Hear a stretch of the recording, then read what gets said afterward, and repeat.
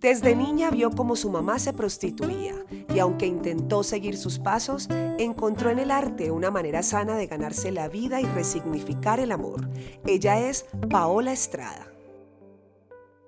Hoy, como todos los miércoles, estamos cumpliendo a mi cita favorita en este podcast y este episodio es posible gracias a Lily Pink, donde conectamos con la esencia femenina. Vamos a conectar de una vez con la esencia, la historia y la vida de Paola. Paola, bienvenida. Muchas gracias, Tatiana. Paola, yo quiero empezar por preguntarte, ¿qué te motivó a suscribirte? Porque Paola hace parte de esas mujeres que nos comparten su historia a través de nuestro canal de difusión y a través de ese espacio donde tenemos una convocatoria abierta para que todas las mujeres digan, yo quiero hacer parte de Vos Podés. Bueno, Tatiana, pues te cuento, yo soy actriz, muy pronto egresada de la Universidad Distrital. Súper. Llevo más o menos 1 año y medio estudiando danza árabe, pues igual bailo de todo, pero digamos que una de mis metas es llegar a ser bailarina también. Llevo también un pequeño recorrido como creadora de contenido, hago videos de terror y cosas por el estilo, para TikTok sobre todo.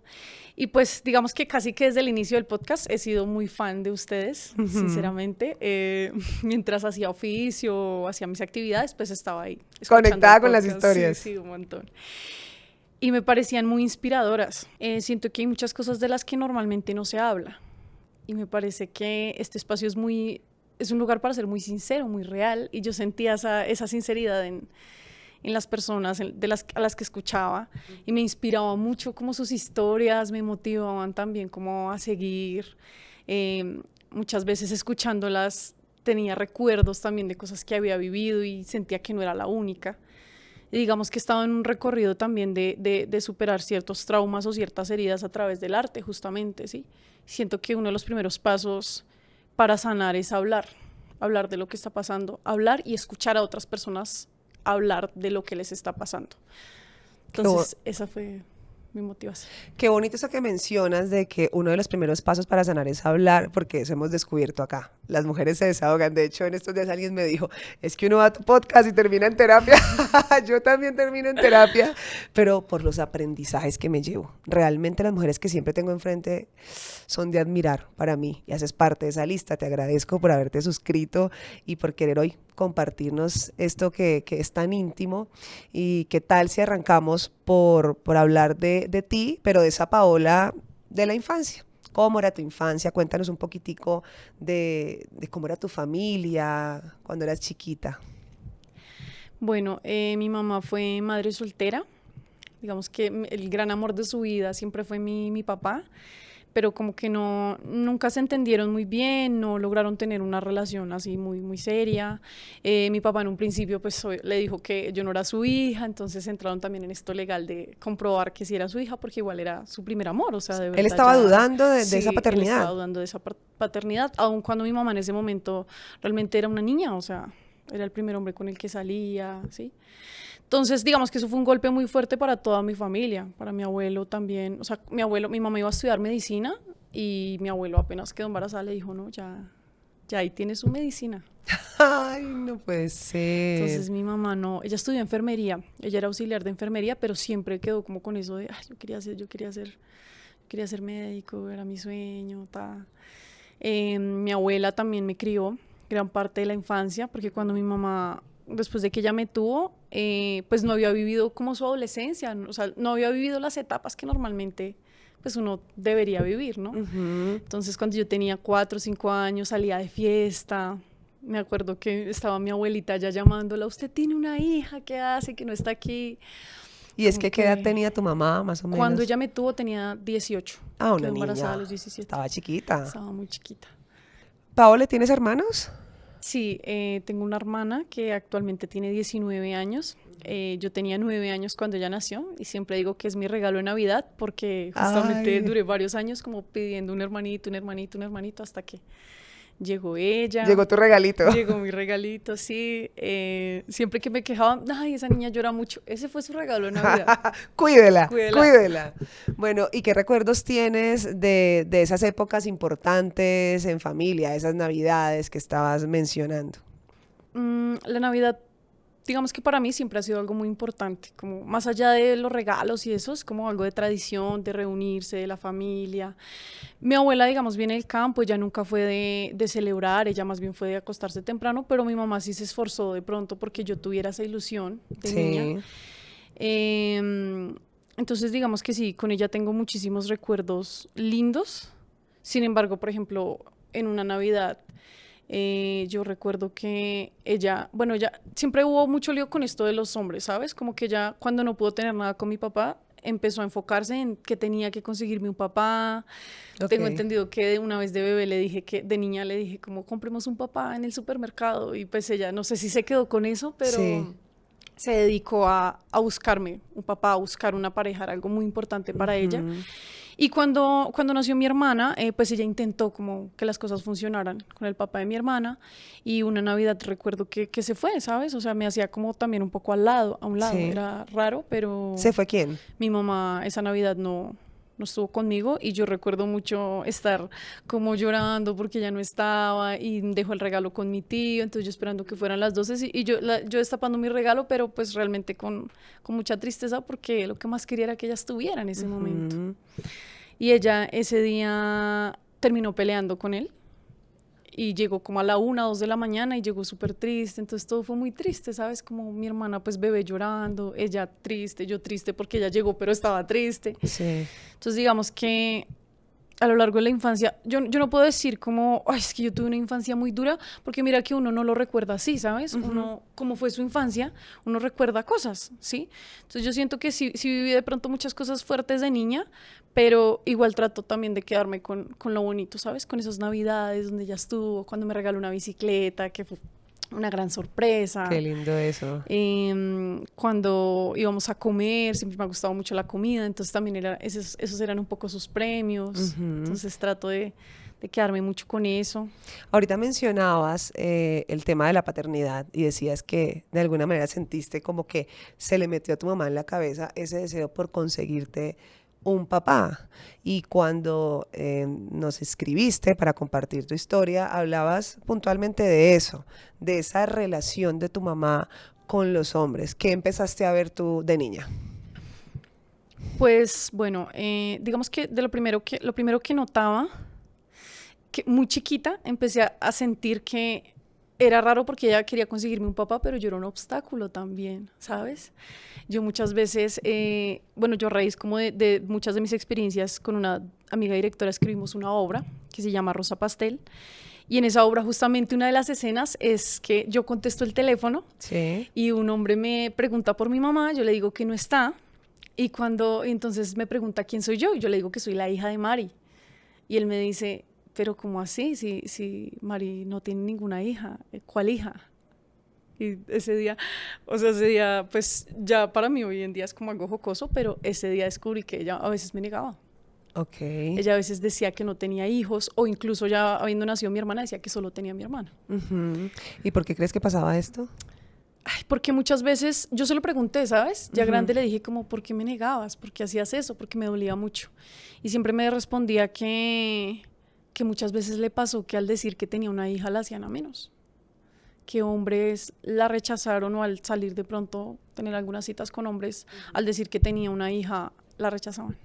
Viste muchos hombres con tu mamá a lo largo de tu vida, sobre todo en la infancia, ¿no? Sí, sí, sí, sí. Ay, siento que a lo largo de la vida tuvo muchas relaciones tóxicas, Sí. muchas. O sea, es que ella tenía una historia, de verdad, con cada uno. Ujú. Duraban entre 2 años, un año como mucho. Sí. Y siempre le eran infiel. Varias veces se encontró en la cama con a la persona con la que ella salía. Em, en una ocasión uno de sus novios le confesó que sentía deseo por mí cuando yo tenía como 17, 18 años, le dijo que sentía deseo por mí. Ujú. Em, Tenía también un novio que pues estuvo a punto de pegarle, que varias veces lanzaba cosas, que la amenazaba de muerte cuando se enojaba.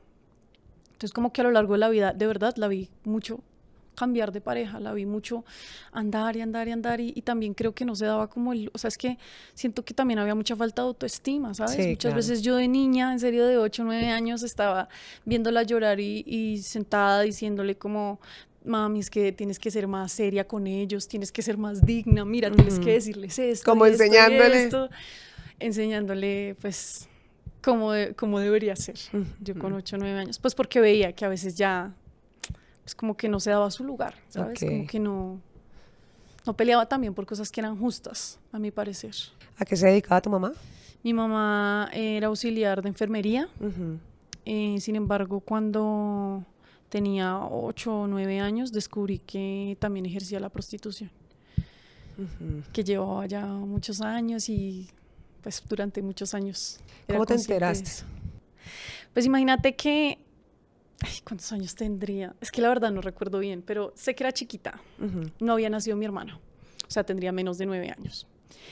Y un día yo era muy detallista, entonces yo le arreglaba su cuarto, limpiaba a veces mesas, como que a veces le ordenaba, o a veces pues como dormíamos en el mismo cuarto, pues yo tenía juguetes o cosas mías dentro de sus armarios.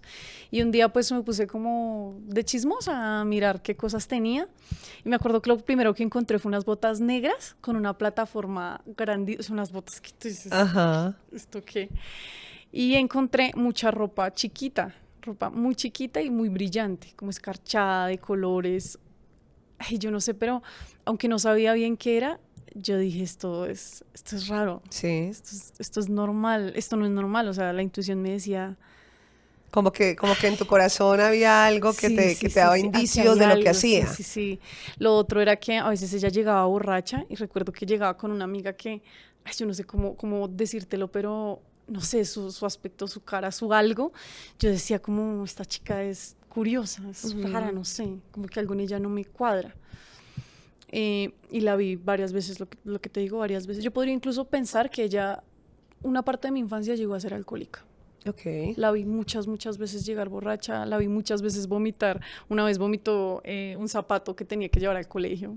Y yo como, ahora. Entonces todo eso me empezó como a dar pistas, que la viera yo de pronto hablando con hombres. Sí.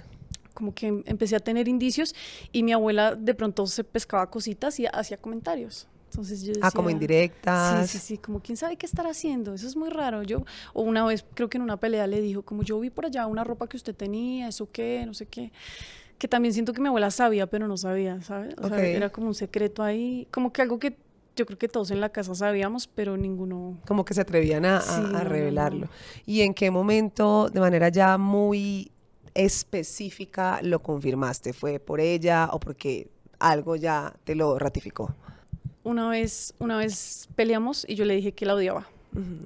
Y duramos 2 semanas sin hablar y cuando volvimos a hablar, yo no sé por qué me surgió preguntarle con cuántos hombres se había acostado.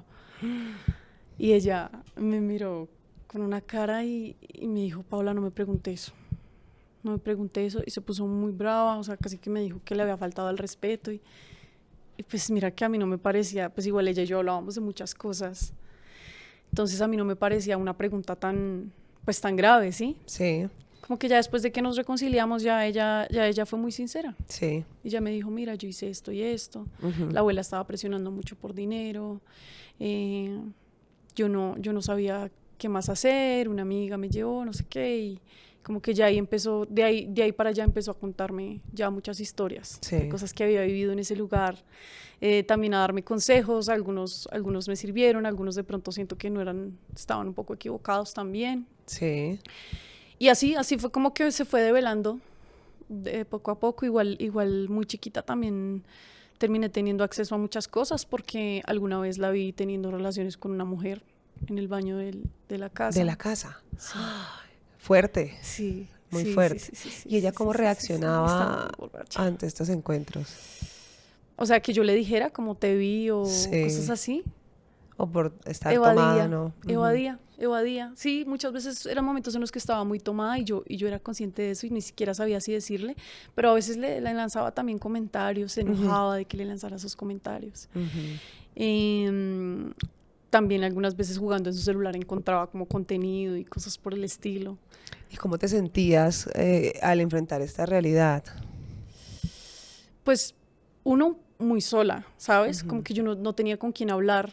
Mi familia paterna y mi familia materna tuvieron toda la vida como una pelea legal.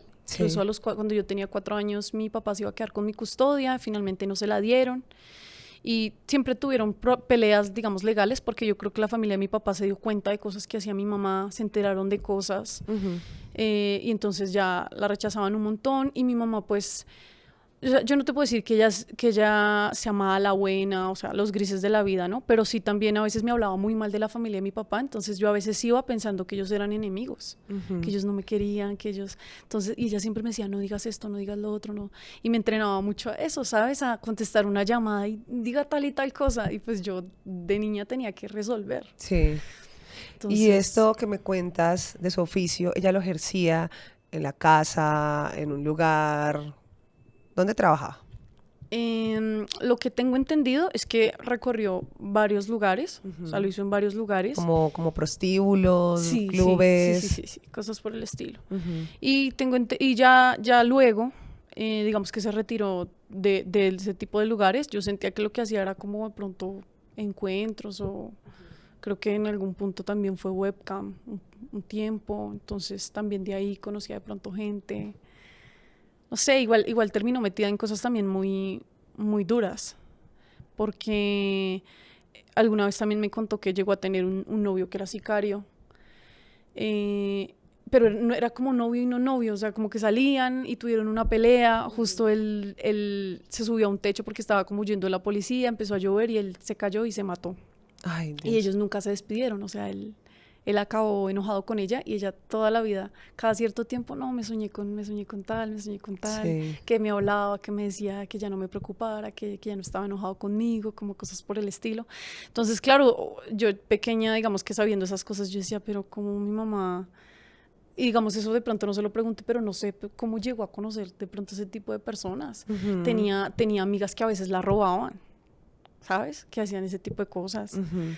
Tenía una amiga que iba a tener un bebé y le dijo que no, que estaba mal, que la llevara al hospital y cuando fueron al hospital se dio cuenta que la misma amiga se había provocado como el aborto. Wow. Entonces le pasaban muchos chascos así, ¿sabes? Con amigos, con parejas. Y yo decía, ¿cómo termina mi mamá metida en eso? Fuerte. Seguramente había una razón de peso en su corazón, en su alma, que uno no sabe, uno Sí, sí, sí, claro. realmente uno no es quien para juzgar a una persona por hacer lo que hace, porque Sí, cada uno de nosotros actúa conforme aprendió o por heridas que le generaron a uno, tantas cosas, traumas que mencionabas ahora, que realmente no hay manera de juzgar eso. Más sí. bien me gustaría conocer como esa perspectiva tuya de hija, ¿no? Porque al final los papás o las personas con las que uno crece se convierten en su ejemplo. Entonces, en tu cabeza de niña, esa configuración de pronto del amor, ¿cómo estaba? ¿Estaba distorsionada? Sí, un montón. Mira que a veces cuando tú hablas de esto de no juzgar, pienso mucho en mi crianza, ¿sabes? En mi infancia, porque hay cosas que tú puedes arreglar, hay cosas que tú puedes trabajar, pero de todas maneras cuando tú creces en un contexto en el que pasan determinadas cosas, es muy difícil no acostumbrarte o no normalizar esas cosas, Sí. ¿sabes?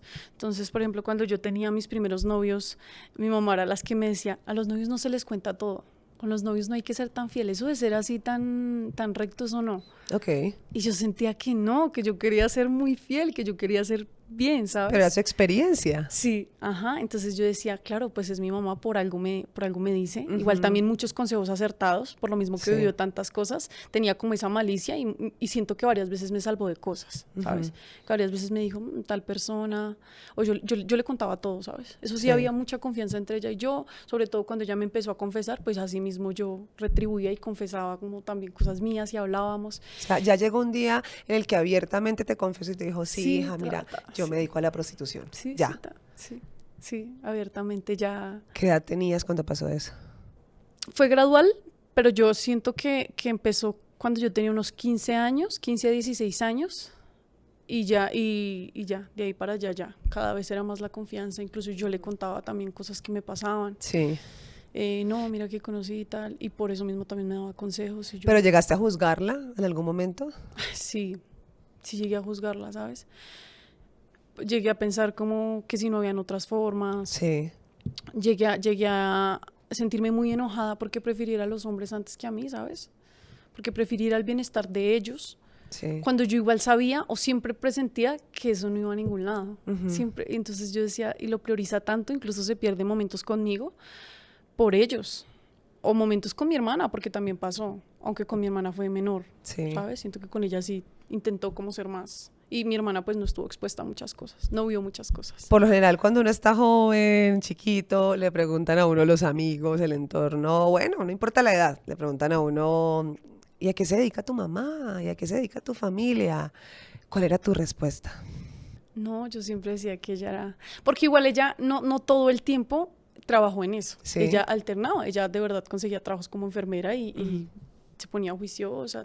Ujú. Entonces yo decía eso, que era auxiliar de enfermería. Igual mira que uno de niño también romantiza muchas cosas. Sí. Entonces cuando ella, una vez creo que le pregunté y ella me dijo que bailaba y que se quitaba la ropa, entonces tú ves las películas de Hollywood, las strippers, Pretty Woman y todo eso, entonces empiezas como también a romantizar esa figura. Entonces para mí era como un secreto que yo guardaba en el colegio. Ok. Y que mi mamá era como una estrella de la noche, una cosa así. Ok. Entonces era también esa la visión que tenía un poco de niña. Hace un rato te hablaba del ejemplo. Te decía que claro, los papás a uno le dan ejemplo y al final uno termina de una u otra manera siguiendo sus pasos. En algo.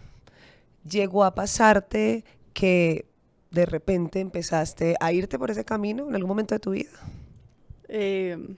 Sí, la verdad que sí. Digamos que no propiamente como ella y yo siento que no llegué a fondos o no llegué a lugares a los que ella llegó, Ujú.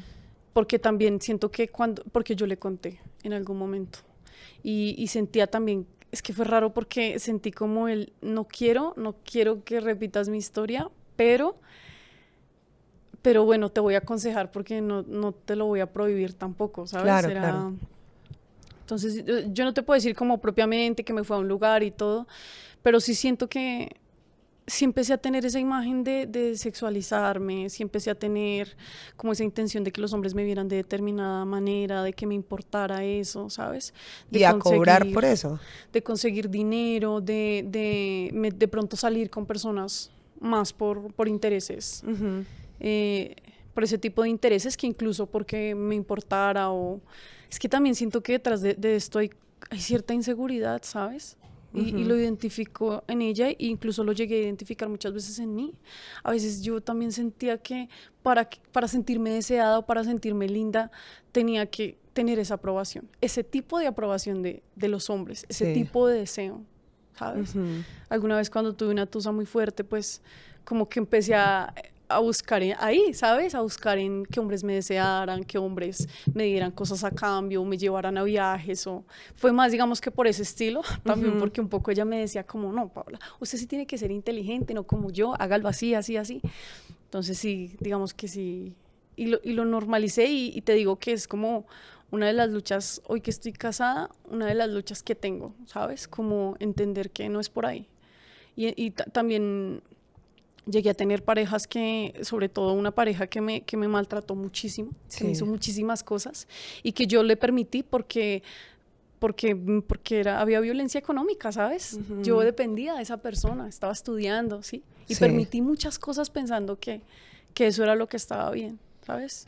Qué bonito que abras el corazón de esta manera y te lo agradezco muchísimo porque seguramente es un tema que pues, es muy difícil de hablar, es un tema muy juzgado, es un tema muy criticado, muy señalado. De antemano quiero que sepas que este no es un espacio, este es un espacio seguro, no es un espacio para enjuiciar a nadie.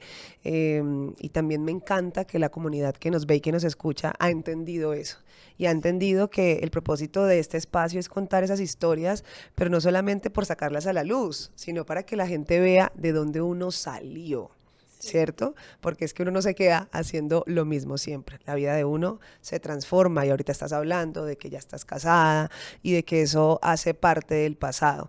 ¿Cómo se transformó ese chip tuyo de la concepción que tenías del amor? Pues mira que en términos generales yo puedo decir que he tenido mucha suerte en el amor, ¿sabes? Yo siento que la vida es en cierta manera justa también y que de pronto lo mal que le fue a mi mamá en el amor, a mí me ha ido muy bien. Qué ¿sabes? bueno. O sea, la mayoría de parejas que yo he tenido siempre han sido muy amorosas conmigo, son parejas con las que incluso todavía me hablo de manera muy cordial, si no de pronto los super amigos, aunque uno de mis exnovios es mi mejor amigo. Ok. Entonces, digamos que tuve suerte en ese aspecto, digamos que siempre me ha ido muy bien en mis relaciones de pareja, pero digamos que en mi relación con los hombres, de estos momentos en los que estaba soltera y de pronto hacía cosas y todo esto, yo siento que se transformó a raíz de esta pareja que te digo, ¿sabes? Sí.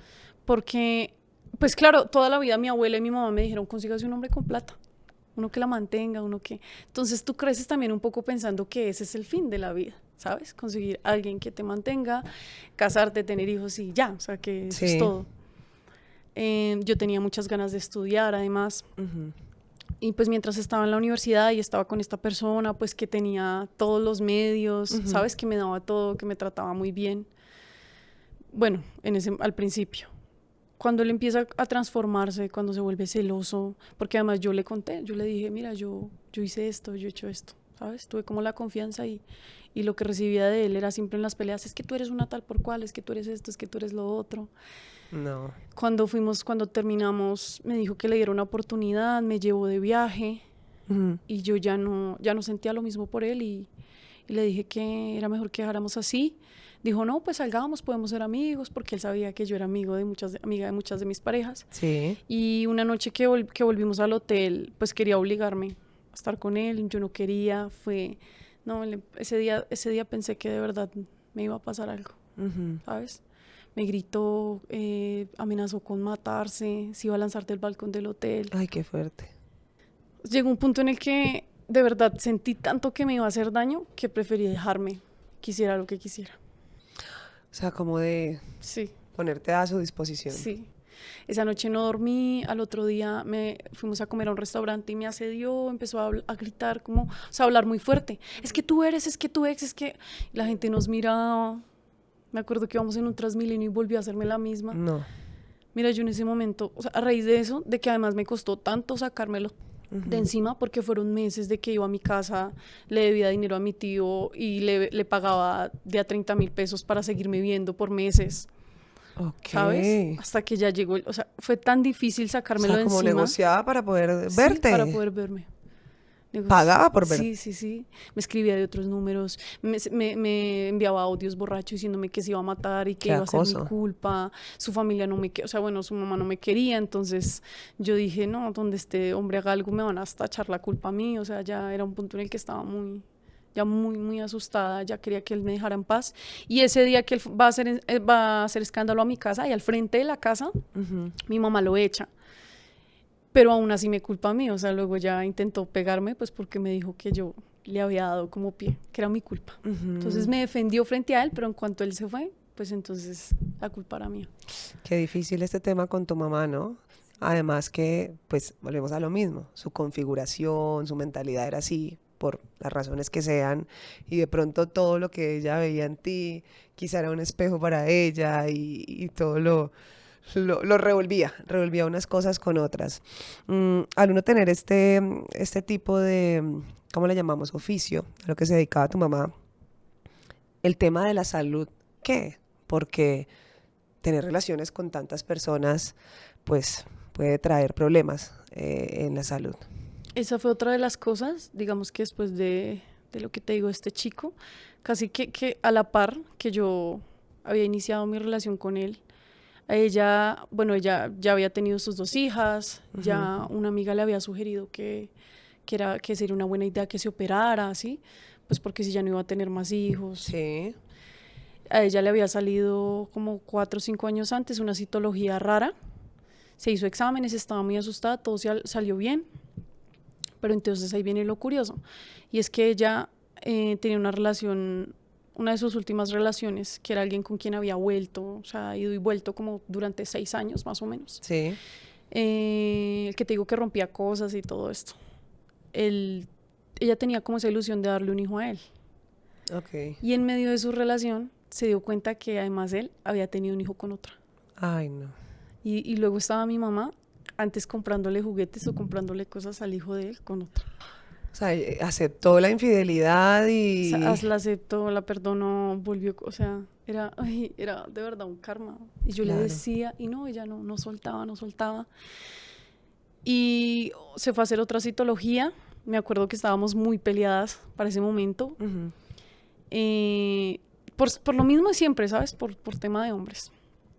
Estábamos muy peleadas en ese momento. Y de pronto me dijo, me vino a decir un día que tenía cáncer ¿De qué? de útero. Que tenía cáncer de útero por BPH. Que digamos que para los que no lo saben, digamos que el BPH es de esas enfermedades que así tú uses condón, igual te puedes contagiar de ella. Ujú. ¿Sí? Entonces mi mamá tenía muchos factores de riesgo, ¿sabes? Virus Había de tomado papiloma mucho. humano. Ujú. Había tomado mucho, se había acostado con muchas personas. Ujú. Había tenido también conductas alimenticias difíciles. Las dos sufrimos de bulimia en algún punto de la vida. Sí. Sí. Las dos sufrimos de eso. Entonces, ella tenía muchos factores de riesgo y eso también ha sido algo que hasta el día de hoy me ha puesto mucho a pensar en la salud de mi cuerpo, ¿sabes? Ujú. Como en pensar más allá de la forma, sino... Entonces, pues a raíz de que ella le dan este diagnóstico, a raíz de que me pasa todo esto con el Sí. chico, pues es que empiezo a pensar que al final lo que yo haga lo tengo que conseguir yo, con mi propio esfuerzo, ¿sabes? Y Total. que tengo que luchar por mí, por mi autoestima, ¿sí? Ujú. No que mi seguridad dependa de otra persona. Cuando recibiste esta noticia por parte de tu mamá, ahí, ¿cómo quedaste tú con esta información? Pues es que, ¿sabes qué? Mira que yo en ese momento igual era muy ingenua, ¿sabes? Ujú. Y yo no sé, pero yo siempre he sido muy positiva en la vida, ¿sabes? Siempre todo va a salir bien, todo va a estar bien. Te lo juro que yo no me imaginé la magnitud de un cáncer. O sea, yo siempre pensé que todo iba a salir bien. Sí. Siempre estuve segura de que todo iba a salir bien. ¿Y ella? Ella sí se sentía muy pesimista. Ok. Yo no sé si es la intuición o qué, pero ya desde el principio estaba muy asustada, lloraba mucho. Aparte, allá el doctor le dijo como, bueno, su cáncer está en una etapa en la que se puede hacer algo.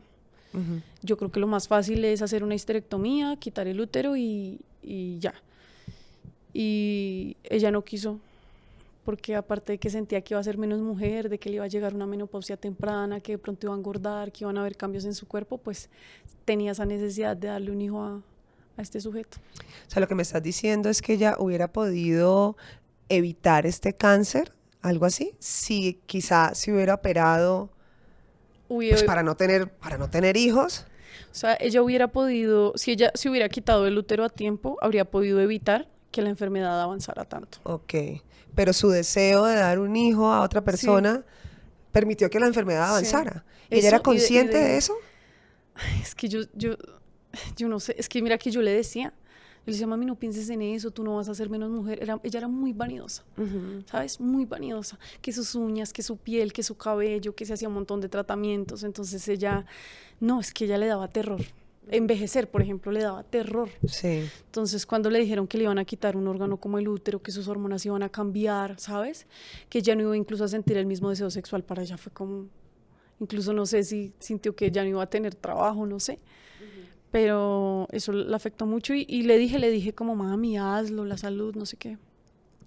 No quiso.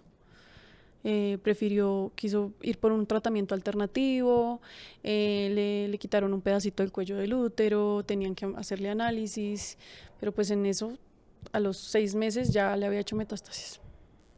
No puede ser. Entonces ya ni siquiera había posibilidad o sea, ya quitar el útero era algo inútil. Y falleció. Sí. ¿Cuándo? ¿Hace cuánto tiempo? Ella falleció, es que es duro, es duro. El 9 de febrero del 2020, un mes más o menos antes de que empezara la pandemia. Yo venía de un viaje, había viajado como 2 semanas antes y llegando de ese viaje pues sentí como esa responsabilidad de no, yo la llevo al hospital. Ya ella estaba rara, o sea, cuando yo llegué el sábado Sí. y ella estaba rara, como que no hablaba bien, decía me voy. Era muy curioso eso, decía, no, yo me voy. Y yo, pero ¿para dónde te vas, mami? Yo había hablado con ella el viernes y estaba, o sea, yo la sentí, que esa fue como nuestra última charla, yo digo. Ya estaba, yo la sentía perfecta, no sé qué. Y llegar ese sábado y verla así de mal, yo dije, ¿por qué le dieron salida? Porque ella estaba hospitalizada.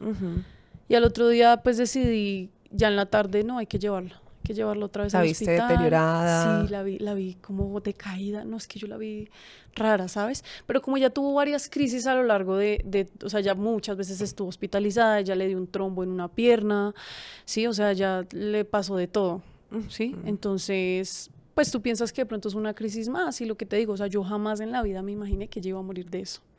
Ese día decidí irme sola, porque mi padrastro, otra persona con la que ella inició una relación, más o menos a 1 año y medio, antecitos de morir, que fue como su relación más sana. Curiosamente, ella ya en lo último de su vida como que volvió a sus pasos y empezó a hacer las cosas bien, ¿sabes? Fue como, Sí. ese 1 año y medio ella fue una madre modelo, una pareja modelo, o sea, Qué bueno. ella, eso es lo bonito también de la vida, ¿sabes? Siento que ella de alguna manera murió tranquila. Entonces este hombre había estado acompañándola en el hospital y ya yo sentía como esa responsabilidad de no, yo me voy sola, descansen, descansen. Y me fui sola en el taxi y ella murió en el taxi. En tus brazos. Sí. No, mujer. Qué escena. Sí, sí, sí. Imagínate que cuando yo era niña, que esto es algo que yo cuento en la obra, cuando yo era niña pues yo tenía pollitos, de esos que tú sacas con las peloticas, no sé si los conoces. Sí. Y cuando esos pollitos iban a morir, tenían una mirada característica. Sí. Como que se les nublaban los ojitos, como, yo no sé cómo explicarte, pero ese día en el taxi, que yo la sentí tan callada, en un momento yo volteé a verla y vi esa mirada. Y yo dije, ella se va a morir. Lo identificaste de una. De una. Yo dije, ella se va a morir. Empecé a gritar, a pedir ayuda. Imagínate un domingo como a las 3 de la tarde. Y trancón y no llegábamos al hospital. El conductor desesperado diciendo, esta señora se nos va a morir aquí. ¿Y tu mamá hablaba en ese momento? No, ella estaba desmayada, o sea, ella estaba desmayada. Ella estaba ya desmayada y se quejaba mucho y hasta que en un momento dejó de quejarse, yo me pasé a la silla de atrás, ya había gritado, nada, ni un médico. Qué desespero. Me pasé a la silla de atrás, yo, ¿qué de reanimación? Nada, yo no sabía nada de eso. Que es algo que después pensaba yo, ¿por qué no sé nada de eso? Intenté, hice como lo que pude, lo que uno ve en las películas. No, ¿sabes? Nada. Llegó al hospital y es que yo sabía, cuando ella la entraron, yo sabía que ella estaba muerta. Mi mejor amigo llegó al hospital, me dijo qué pasó, yo le dije, no, yo siento que ella murió. Luego vino la doctora y la doctora no sabía cómo decirme y yo, dígame la verdad. Ay, sí. Me dijo, me despedí de ella y tuve que ser muy fuerte, ¿sabes? Como durante ese proceso porque yo veía a mi padrastro que se desboronaba, o sea, casi no poder también reconocer el cuerpo porque lo reconoció conmigo, se desboronaba, mi abuela, yo sentía que todos estaban muy mal. Y yo soy como en medio del shock, porque hay gente que dice que habló conmigo, yo ni me acuerdo. No, claro. Yo ni me acuerdo de eso. Entonces tuve que ser muy fuerte, estaba yo al frente de organizar el funeral, avisarle a la gente, subir historias a su WhatsApp, pues para que la gente que la conocía también pudiera venir. Me pasó algo también muy curioso y es que ella muere el domingo a las 3 de la tarde y el día del funeral ella tenía un amigo que era como su mejor amigo. Y él llega el día del funeral al otro día como a las 6 de la tarde. Me dice, pero ¿cómo así? ¿Qué pasó? Fue que anoche se puso mal, ella me estuvo llamando. No. Y yo le dije, porque yo vi a mi mamá mal desde la mañana y yo, mi mamá, ¿a qué horas le iba a llamar? No, yo le dije, pues. ¿cómo así? ¿A qué horas te llamó? Me dijo, no, me llamó como a las 8 de la noche. Yo le dije, pero mi mamá murió a las 3 de la tarde. Y yo tenía el celular de ella, yo tenía sus claves, pues confianza total. Yo dije, ¿sería que yo lo llamé? Pues en el show. Sí. Entonces llegué y entré al celular y empecé a mirar el registro de llamadas. Nada, yo no lo había llamado. O sea, no aparecía ninguna llamada a él, ni siquiera 2 días antes ni nada. Y él me dice, vea que no le estoy diciendo mentira, saca el celular y me empieza a mostrar. Que la había llamado. En el celular de él apareció una llamada a las 8 de la noche. Qué impresión, no me digas esto. Y él decía, si no es por esa llamada, no entro a sus redes y no me entero de nada. No llegó al Se funeral. estaba despidiendo de su amigo. Sí, imagínate. Qué impresión. Yo no podía creer. Incluso yo como que, ay, sí, ok. Y ya con el tiempo fue que empecé a decir, uff. Tenaz. ¿Cómo fueron esos días ya sin tu mamá? Pues, ay, me acuerdo que en el funeral yo todo el tiempo muy fuerte, ¿no? Te lo juro que yo casi ni lloré en el funeral. Claro, como, en shock. mi hermana estaba súper mal, te lo juro que mi hermanita pudo como entrar al funeral 10 minutos y ya se la tuvieron que llevar. O sea, ya no fue capaz de ver el cadáver, nada. O sea, ya no, de ver el cajón, nada. Entonces yo en esto de la fortaleza, me acuerdo que ya para la misa a ella le gustaba mucho verme cantar, porque así yo empecé, ¿no? Como yo cantaba en lugares y ella me decía, sí, hija, estudia, si eso te gusta, no sé qué. Ese día canté Amor Eterno y ahí fue que ya lloré. Claro. Ahí ya lloré y yo, uf. Y pues de mucho shock, ¿sabes? O sea, mira que yo traté de distraer mi mente. O sea, fue la misa de mi mamá, la cremaron y al otro día a las 6 de la mañana yo estaba en clase en la universidad. Uy. La gente me veía y me decía, ¿cómo estás? ¿Cómo lo hiciste? Es que yo siento que yo estaba pasmada, ¿sabes? Claro, yo estaba pasmada y yo, bien, ¿no? Pues, o sea... Estabas en piloto automático. Sí, ¿sabes? Y yo le respondía a la gente y la gente me miraba con una cara de ¿qué es esta niña aquí? Y así duré. En pandemia también metí materias como no podía más, veía un montón de cosas virtuales y así. Como para anestesiarte sí, total, de la realidad.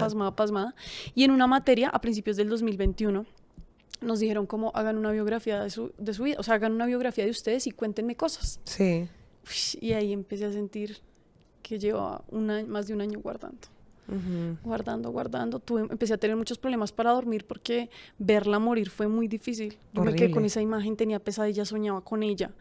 Sí, los primeros 3 meses te juro que la sentía. O sea, te juro que me pasaban cosas en la vida que yo decía, ella está aquí. Ya luego no la volví a sentir.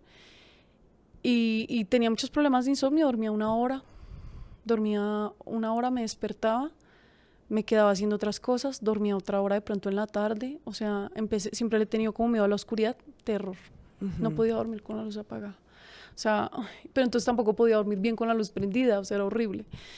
Y un día que como que todo salió mal, como en la universidad, que leí esa biografía y no me sentía bien con lo que había escrito, que pasaron tantas cosas, ella había guardado un frasco de morfina porque era lo único que medio le calmaba el dolor, porque los dolores eran como, ella decía que era como si estuviera pariendo.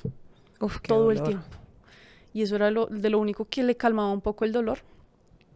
Y ese día, no sé, de verdad estaba como muy enojada con la vida. Yo no te puedo decir si me quería matar o si quería llamar la atención. No sé, yo no te puedo decir, pero ese día me tomé ese frasco. ¿De morfina? Sí, para poder dormir, para tratar de dormir. Ay. Y luego de que me lo había tomado dije, ¿qué hice? No, pues ya fue. En ese momento ya estaba con mi esposo, estaba durmiendo con mi esposo. Ese día pude dormir. Cuando me desperté, él me estaba sacudiendo porque me decía que ya no respiraba. Qué fuerte. Estuve en una clínica psiquiátrica como 1 o 2 semanas, más o menos. Como para afrontar todo este proceso. Sí, no, es que yo digo que eso cambió mi vida, ¿sabes? ¿La muerte de tu mamá? Sí, pero como el haber ido a ese lugar, ¿sabes? El haber estado esas 2 semanas en la clínica. ¿Por qué? Porque aparte de que yo por fin pude soltar, digamos que en la carrera que yo hago a veces es como la función tiene que seguir. El show debe continuar y así te sientas mal, sigue. Tienes que producir, estás muy quieta. Como que estando ahí, te lo juro que yo estaba pensando es terminar de escribir Rosa Pastel, terminar la obra. Terminar la universidad, o sea, y entonces dije, es que no puedo, aquí no puedo, o sea, no ya. El show fue como, no puede. No, fue como tocar fondo, la gente, pues mi familia que me llamaba, que nunca se esperaron que hiciera algo así. Fue muy duro ver también como el dolor en ellos, a veces uno siente que nadie lo quiere, que a nadie le importa, pero... Ahí se da cuenta que sí. Ver el dolor en los otros por ti es algo que te dice, pues es que igual tu vida es tuya. Claro. Es que nadie lo va a hacer por ti, ¿sabes? Entonces como que el estar ahí dije, sí quiero estar aquí y sí quiero crear y sí quiero terminar la obra.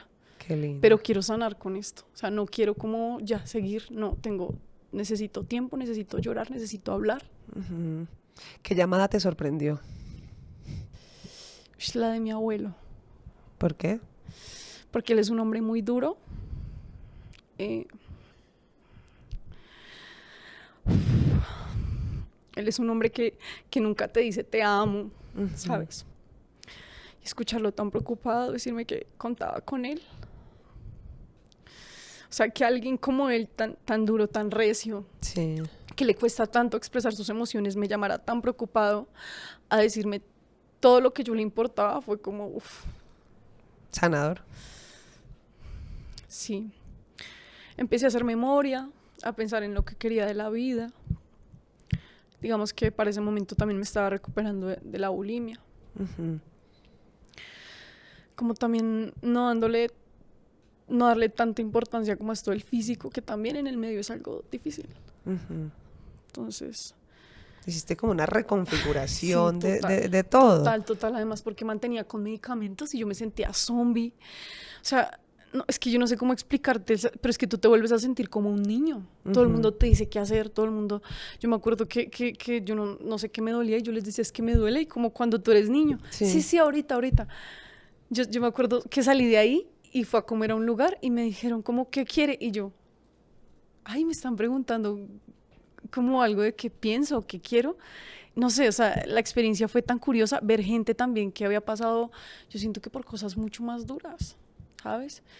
Gente una mujer, por ejemplo, que había tenido un bebé y la depresión postparto le había dado tan duro que tenía crisis y ya quería salir de ahí porque estaba aburrida, porque uno está encerrado todo el día. Ujú. Pero entonces esas crisis hacían que más tiempo la dejaran ahí. Ay, no. Entonces uno sentía que era un ciclo infinito para ella. Y yo decía, "No, yo no quiero eso para mí, ¿sabes? Como esto de mis emociones, antes para mí controlar mis emociones era muy difícil. Yo me Sí. enojaba y golpeaba también cosas, gritaba, ¿sabes? O sea, era una cosa. Y ahí dije, no, yo tengo que buscar formas. Empecé a meditar a raíz de eso. Empecé a hacer pilates, empecé como a buscar Sí. formas de... Esto de escribir la obra ha sido la mejor terapia, ¿sabes? Estar ahí, porque yo dentro de la obra represento la escena en la que muere mi mamá. Qué Y la fuerte. gente cuando ve la obra me dice como, pero ¿cómo haces para no estallar en llanto, para no...? Pues obviamente con técnica, pero pues también porque tengo un objetivo, ¿sabes? Y mi objetivo es hablar de lo que pasó, Sí. ¿sí? Para que otras personas quizás se sientan identificadas con la obra. Divino eso. De pronto, luego de la pérdida de tu mamá, ¿encontraste algunos secretos de ella, de su vida, de su pasado que desconocías? Mira que me pasó algo muy curioso que hasta el día de hoy yo digo, Ujú. pues digamos que secretos no, o sea, secretos así grandes no, yo siento que ella de verdad se refugió y que yo era como su mejor amiga y yo sentí también que perdí a mi mamá y a mi mejor amiga, que eso es lo que más extraño todavía, porque ella tuvo cosas muy lindas también, ¿sabes? Pero me pasó que yo tenía el WhatsApp de ella y durante un tiempo tuve como su número en mi celular y una vez me llamó alguien y era como un campesino diciéndome que necesitaba a mi mamá para entregarle algo, o sea, una cosa súper rara, Ujú. que necesitaba a mi mamá para entregarle algo, que la finca donde él estaba había encontrado yo no sé qué, es una cosa de película, yo Ujú. escuchaba eso y me daba ahora miedo yo, ¿con quién estoy hablando? Ujú. Y yo le dije, mire, mi mamá murió, pues no sé cómo ayudarlo, bueno, muchas gracias, nunca volvió a llamar. Mencionabas hace un rato el BPH y me imagino que tuviste la oportunidad de entender un poco de qué se trataba y de investigar. ¿Qué puedes compartirnos de eso que entendiste? Bueno, lo primero que entendí es pues que a veces somos muy confiados, ¿sabes? Justamente por esto, no, es que si usas condón no pasa nada, no es así. Ujú. Hay muchas enfermedades que igual se transmiten, Sí. ¿sabes? Solo ya por el contacto. Aprendí que hay que hacerse la citología, ¿sabes? Ujú. Si se tiene la posibilidad, hacerse examen de VPH, vacunarse del VPH, ¿sabes? Y hacerle caso al cuerpo. Una de las cosas que más me decía mi mamá ya antes de morir era, Paola, escuche su cuerpo. A mí se me caía el cabello, me decía ella. Ujú. Yo empecé a sudar mucho, pero raro. Se me oscurecían partes del cuerpo. Me decía, empezaba a tener sangrados raros, cólicos raros. Yo no escuchaba, me decía. Si ella se demoró como 2 años, pasó 2 años que nos hizo la citología. Imagínate. Si ella se la hubiera hecho en esos 2 años, porque ya no, pues es de rutina, después lo aplazan y lo aplazan, lo aplazo y lo aplazo.